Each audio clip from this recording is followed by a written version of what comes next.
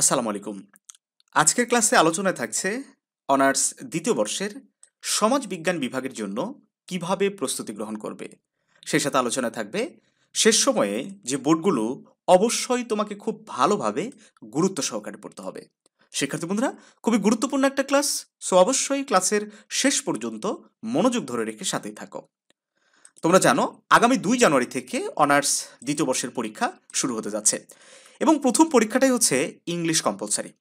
তো এই সাবজেক্টে কীভাবে খুব সহজে পাশ করা যায়, কোন কোন টপিকগুলো এবারের জন্য খুবই গুরুত্বপূর্ণ এবং কোন কোন জায়গাগুলোতে তোমাকে খুব বেশি সতর্ক থাকতে হবে, এই সংক্রান্ত বেশ কয়েকটি ভিডিও ইতিমধ্যে আমাদের চ্যানেলে আপলোড করা আছে। সেই ভিডিওগুলো যারা এখনও দেখোনি তারা অবশ্যই আমাদের চ্যানেল পেজটি ভিজিট করে সেই ভিডিওগুলো দেখে নেবে। আশা করছি এই সাবজেক্টটা খুব বেশি কঠিন নয় এবং খুব বেশি তোমাকে বেগ পেতে হবে না। এই ডিপার্টমেন্টের কোন কোন সাবজেক্টে তোমাকে একটু বেশি গুরুত্ব দিতে হবে সেই বিষয়গুলো তোমাকে আগে বলে দেই, কারণ সব সাবজেক্ট কিন্তু সমান হয় না। হ্যাঁ, কিছু সাবজেক্টে একটু বেশি সময় দিতে হয়, কিছু সাবজেক্টের তুলনামূলক একটু কম সময় দিতে হয়, কোনো সাবজেক্টে একটু বেশি পড়তে হয়। মানে একটা প্রশ্ন বারবার পড়ে মনে থাকে না, আবার কিছু সাবজেক্টে দেখা যায় যে একটা প্রশ্ন একবার পড়েই মনে থাকে। তো সেইভাবে আমরা দুইটা সাবজেক্ট এখান থেকে আলাদা করব, যে সাবজেক্টগুলো একটু কঠিন আমাদের কাছে মনে হয়, মানে স্টুডেন্টদের কাছে মনে হয়।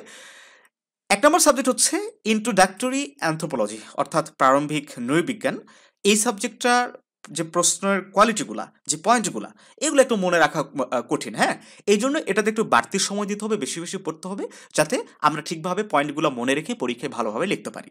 ঠিক আছে, এর বাইরে আরেকটা সাবজেক্ট হচ্ছে সোশিয়াল স্ট্যাটিস্টিক্স। এই সাবজেক্টটাতে একটু সমস্যা আছে, অনেকেই বুঝতে পারে না অঙ্কগুলো। সো অবশ্যই এটাতে একটু বাড়তি সময় দিয়ে যে প্রবলেমগুলো আছে সেগুলো সলভ করে নিতে হবে। এই দুটো সাবজেক্টে একটু বেশি সময় দিতে হবে। এর পাশাপাশি ক্লাসিক্যাল মানে সোশিয়াল থট, এটা একটা থিওরি সাবজেক্ট। তুমি যদি একটু সময় দাও, একটু যদি গুছিয়ে পড়াশোনা করো, খুব সহজে এই সাবজেক্টটাতে ভালো রেজাল্ট করা যায়।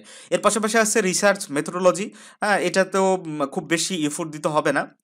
আর যে দুটা তোমার অপশনাল সাবজেক্ট আছে, যাদের political organisation and political system of UK and USA, এটা তো সহজ একটা সাবজেক্ট, থিওরিক্যাল। বাট যাদের বাংলাদেশ ইকোনমি আছে তাদের কিন্তু এই সাবজেক্টে সতর্ক থাকতে হবে। ঠিক আছে, খুব ভালোভাবে কিন্তু পড়তে হবে বিষয়গুলো। তো মোটামুটি তোমাদের যেভাবে বললাম, যে সাবজেক্টগুলোর দিকে বেশি গুরুত্ব দিতে বললাম, সেগুলো একটু বেশি গুরুত্ব দাও। আশা করছি খুব সহজেই সমাজবিজ্ঞান থেকে খুব ভালো একটা রেজাল্ট করা যায়। তবে এই যে সোশ্যাল স্ট্যাটিস্টিক্স এবং ইন্ট্রোডাক্টরি অ্যানথ্রোপোলজি, এই দুটাতে কিন্তু কি খুব একটু সতর্ক থাকতে হবে। ঠিক আছে, এর বাইরে এই যে শুরুতেই যেটা বললাম ইংলিশ কম্পালসারি, এই সাবজেক্ট নিয়ে একটু তোমাদেরকে ইন্টারেস্টিং তথ্য দিয়ে দেই। সেটা হচ্ছে এটা কিন্তু একটা ভুতুরে সাবজেক্ট। হ্যাঁ, সিলেবাসটা অত্যন্ত ইজি, কিন্তু এই সাবজেক্টে ফেল করার হার সবচেয়ে আবার বেশি। তো কেন ফেল করে?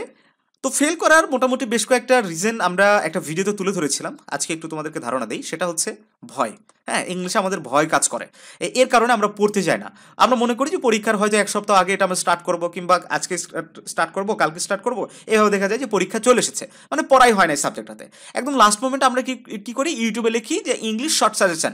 তো শর্ট সাজেশন থেকে 3টা হয়তো প্যারাগ্রাফ পড়ি, 2টা হয়তো এসে পড়ি, 4টা হয়তো লেটার পড়ি, এইভাবে পড়ে একটা প্রস্তুতি নেওয়ার চেষ্টা করি। কিন্তু তোমাদের মাথায় রাখতে হবে এই সাবজেক্টটা 2টা পার্টে ভাগ করা। একটা হচ্ছে রাইটেন, ঠিক আছে, আর একটা হচ্ছে কি গ্রামার। তো আমরা রাইটেন পার্টটা নিয়ে ব্যস্ত হয়ে পড়ি। তো রাইটেন পার্ট নিয়ে ব্যস্ত হওয়ার কারণে গ্রামার পড়ার আমাদের সময় হয় না, কারণ গ্রামার একটা বিরক্তিজনক বিষয়, গ্রামারের রুলসগুলো এত আমরা বুঝি না, হ্যাঁ, পড়তে চাই না। কিন্তু খুবই সহজ কিন্তু গ্রামার পার্টটাও, কারণ আমরা 6-7 থেকে যে টপিকগুলো পড়ে এসেছি সেই টপিকগুলাই আমাদের এই ইংলিশ কম্পোজিট সাবজেক্ট আছে। বিশেষ করে আমি যদি বলি article, right forms of verb, WH question, tag question, কি চেঞ্জিং সেন্টেন্স, এগুলো কি তোমরা 6-7 পড়ো নাই বলো তো? তো সেইগুলাই তো মানে তোমাদের এখন অনার্সে আছে। তাহলে কি কঠিন? কি মোটেও কঠিন না, কিন্তু আমরা পড়ি না। তো এই জন্য এই যে রাইট হ্যান্ড পার্ট আমরা ফলো করার চেষ্টা করি সবসময় ইউটিউব দেখে।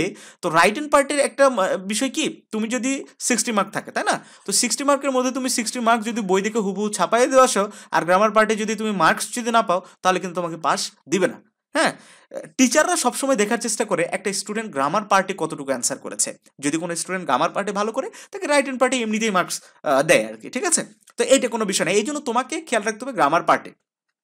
তো তুমি এখন তোমার কাছে যতটুকু সময় আছে, তুমি গ্রামার পার্টটা কীভাবে পড়বো আমি জানি না, তোমাকে পড়তে হবে গ্রামার পার্ট। এই জন্য তুমি হয়তো কিছুদিনের জন্য কোথাও একটা প্রাইভেটে নিতে পারো, যে 2-1টা টপিক বুঝাই দিল, একটু আলোচনা করে দিল। আমাদের রেকর্ডেড ক্লাসগুলো আছে, তোমরা রেকর্ডেড ক্লাসগুলো নিতে পারো ইনবক্সে যোগাযোগ করে। ঠিক আছে, সেগুলো দেখে নিলে গ্রামার পার্টটা সমাধান হয়ে যাবে। তবে আমি তোমাদেরকে এই জন্য এই সাবজেক্টটা নিয়ে কথা বলছি, যে এই সাবজেক্টটা ভূতের সাবজেক্ট। মানে অদ্ভুতভাবে হঠাৎ করে ফেল চলে আসে, কারণ এটাতে ইনকোর্সের মার্ক থাকে না, তোমরা জানো এটা একটা নন ক্রেডিট সাবজেক্ট। এটা কি নন ক্রেডিট, মানে তুমি কি এইটাতে A+ পাচ্ছ পাচ্ছ না কি পাচ্ছ সেটা দেখার বিষয় না, তুমি পাস হইলেই ব্যাস ঝামেলা শেষ। তুমি এ প্লাস পাইলেও তোমার রেজাল্টের উপর কোনো প্রভাব পড়বে না, তুমি ডি গ্রেড পাইলেও তোমার রেজাল্টের উপর কোনো প্রভাব পড়বে না, কিন্তু তোমাকে নিশ্চিতভাবে এই সাবজেক্টটাতে পাস করতে হবে। কততে পাস? 40 মার্কে পাস, 100-র মধ্যে তোমাকে 40 মার্ক পেতে হবে এবং 3 ঘন্টার কিন্তু পরীক্ষা, অন্যান্য সাবজেক্টের থেকে এটার বেশ ডিফারেন্স আছে। সো এই বিষয়গুলো তোমরা মেনটেন করে এই সাবজেক্টটাতে একবারেই পরীক্ষা দিয়ে পাস করে যাওয়ার চেষ্টা করবা, নাহলে কিন্তু তোমাকে খুব ভুগতে হবে এই সাবজেক্টের জন্য, ঠিক আছে? তো তারপরে আমরা তো মোটামুটি সবগুলো সাবজেক্ট নিয়ে আলোচনা করলাম, এখন আসি যে কোন বোর্ডগুলো তোমাকে পড়তে হবে, ঠিক আছে? সোশিওলজি ডিপার্টমেন্টের 100% সাজেশন থেকে কমন হবে, 100% সাজেশন থেকে কমন হবে। এই জন্য সাজেশন একদম পরীক্ষার ঠিক আগ মুহূর্তে বাড়তি কোনো প্রশ্ন পড়তে যাবে না, যেগুলো পরীক্ষার জন্য গুরুত্বপূর্ণ সেগুলো বেছে বেছে পড়ো। এই জন্য আমি রিকমেন্ড করতে পারি আমাদের সাজেশন। হ্যাঁ, আমাদের সাজেশন তোমরা অনেকেই তোমাদের নিয়েছো, যারা নিয়েছো তারা এগুলাই পড়ো, এর বাইরে কোনো প্রশ্ন পড়ার চেষ্টা করো না। যারা নাওনি অবশ্যই এই সাজেশনগুলো দ্রুত সংগ্রহ করে নাও। আশা করছি আমাদের সাজেশন তোমাদেরকে হতাশ করবে না। আর ফার্স্ট ইয়ারে যারা নিয়েছো তারা তো জানোই আমাদের সাজেশন থেকে কতটা কমন পড়ে, ঠিক আছে? দেখো তারপরে দেখো কোন কোন বোর্ড পড়তে হবে, বিশেষ করে বিজোড় সালগুলোর দিকে একটু খেয়াল দিবা। এখন মুশকিল হয়ে গেছে কি, জোর বেজোর মিলাই আসতেছে। ফার্স্ট ইয়ারে যে পরীক্ষাটা হয়েছে কিছুদিন আগে, এটা তো আমরা দেখছি যে জোর বেজোর মিলাই আসতেছে, বিজোরের আধিক্য নাই। হ্যাঁ, অন্যান্য ইয়ারগুলোতে যেমন দেখছি যে শুধুমাত্র বিজোড় যে সালের পরীক্ষার্থী মানে ওই টাইপের কোশ্চেনগুলো ঘুরে ফিরে আসতেছে প্রত্যেকটা সাবজেক্ট, কিন্তু এবার তা হয়নি। বিজোড় এবং জোর দুইটা মিলে আসতেছে। তো এই জন্য তোমরা যদি পারো 14 থেকে 21 পড়বা, সবগুলো পড়বা, কিন্তু এত তো সময় নাই। এই জন্য বিজোড়গুলো একটু বেশি গুরুত্ব দিয়ে বিশেষ করে 21 সালটা খুব ভালো করে পড়বা, আর একটা ভালো শর্টকাট সাজেশন খুঁজে নাও। দেখো আমাদের সাজেশনে কিন্তু জোর বেজোর সবকিছু মিলায় প্রশ্ন দেওয়া আছে, মানে কি যে প্রশ্নগুলো গুরুত্বপূর্ণ সেগুলো আমরা দিয়েছি, বাড়তি কোনো প্রশ্ন দেওয়া হয়নি।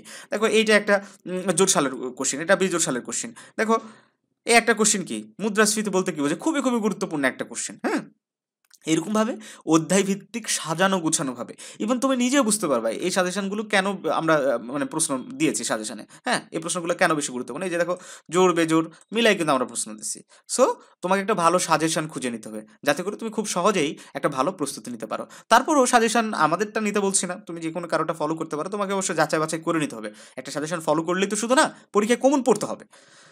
তো যাই হোক, তোমরা আমি যে বিষয়গুলো বললাম যদি পারো 14 থেকে 21 সবগুলো পড়ো, আর যেভাবে বললাম কোন কোন সাবজেক্টে গুরুত্ব দিতে বললাম সেই সাবজেক্টে একটু বেশি বেশি গুরুত্ব দিবা, সেই সাবজেক্টগুলো একটু বেশি করে পড়বা। আশা করি খুব ভালো কিছু হবে। আর এই যে তোমরা একটা বারবার ভয় পেয়ে যাচ্ছ এবং কমেন্টও করছো এই বিষয়টা নিয়ে যে স্যার বোর্ড প্রশ্ন থেকে রিপিট হবে কিনা, আমি বারবার তোমাদেরকে এই বিষয়টা ইনশিওর করতেছি, অবশ্যই প্রিভিয়াস ইয়ার থেকে কোশ্চিন কমন হবে, এটা তোমরা নিশ্চিত থাকতে পারো ভাই। দেখো 14 থেকে এই মানে সিলেবাসটা কার্যকর আছে, তো 14 থেকে একদম 22 পর্যন্ত তোমাদের কোশ্চেন হয়েছে। হ্যাঁ, বইয়ের প্রত্যেকটা টপিক থেকে মানে গুরুত্বপূর্ণ টপিক থেকেই প্রশ্ন হয়েছে। তো বইয়ের বাইরে তো আর কোশ্চেন করার কোনো সুযোগ নাই, সুযোগ আছে। সো তোমার প্রিভিয়াস ইয়ার থেকেই কমন হবে, যতক্ষণ না পর্যন্ত সিলেবাস চেঞ্জ হচ্ছে, বই চেঞ্জ হচ্ছে, ততদিন পর্যন্ত প্রিভিয়াস ইয়ার থেকে কোশ্চেন তোমরা কমন পাবে, এটা একদম নিশ্চিত থাকো। তো যাই হোক শিক্ষার্থী বন্ধুরা, দেখো হবে নতুন কোনো ভিডিওতে। আর আমরা ধারাবাহিকভাবে অনার্স দ্বিতীয় বর্ষের বিভিন্ন প্রস্তুতিমূলক ভিডিও কিন্তু আপলোড করে যাচ্ছি, সেগুলো পাওয়ার জন্য অবশ্যই আমাদের চ্যানেলটা কি সাবস্ক্রাইব করে সাথে থাকতে হবে।